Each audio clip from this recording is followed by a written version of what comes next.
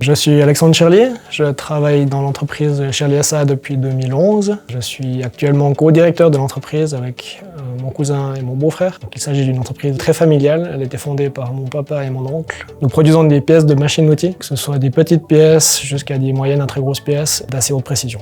On utilise SeedERP depuis 2015.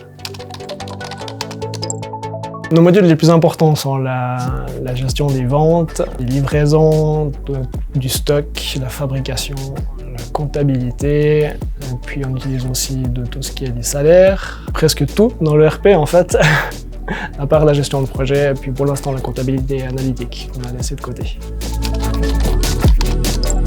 Nous utilisons le module de production pour planifier nos productions à court terme jusqu'à long terme. Nous utilisons aussi la sous-traitance pour tout ce que nous envoyons à l'extérieur, pour la charge de nos machines, pour savoir si on a la capacité de prendre de nouveaux mandats, pour anticiper les choses et pour pouvoir éviter les retards.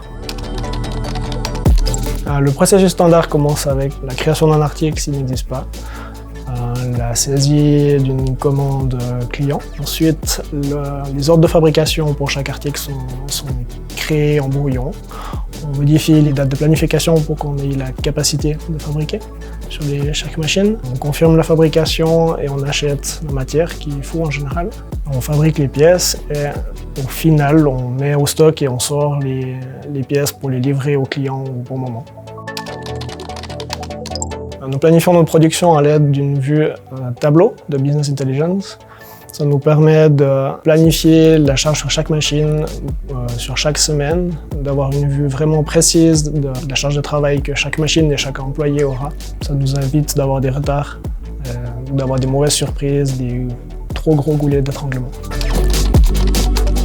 On utilise la BI forcément pour la production. On utilise ça aussi pour l'évolution des ventes passées, aussi pour mettre en corrélation les prévisions qu'on reçoit de nos clients, pour anticiper si on doit augmenter certains stocks ou pas.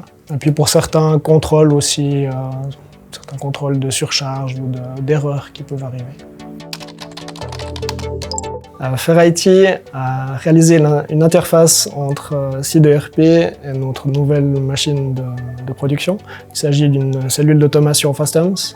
Cette interface nous permet d'envoyer les ordres de fabrication depuis l'ERP directement sur la machine.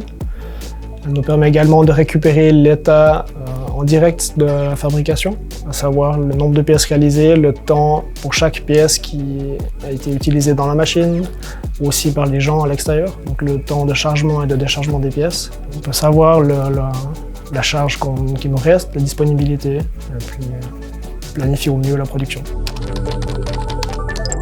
L'objectif de l'interface était de gagner du temps, d'économiser du temps, de ne pas devoir ressaisir des informations plusieurs fois. L'objectif est atteint puisqu'on arrive à faire tout depuis l'ERP.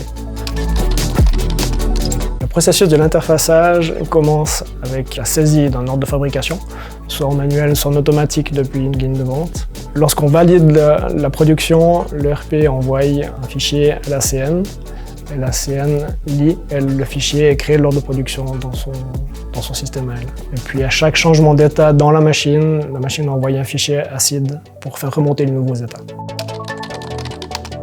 La principale difficulté résidait au niveau de la gestion des erreurs de retour de la machine, de pouvoir les interpréter correctement et les faire remonter dans le bon ordre de fabrication.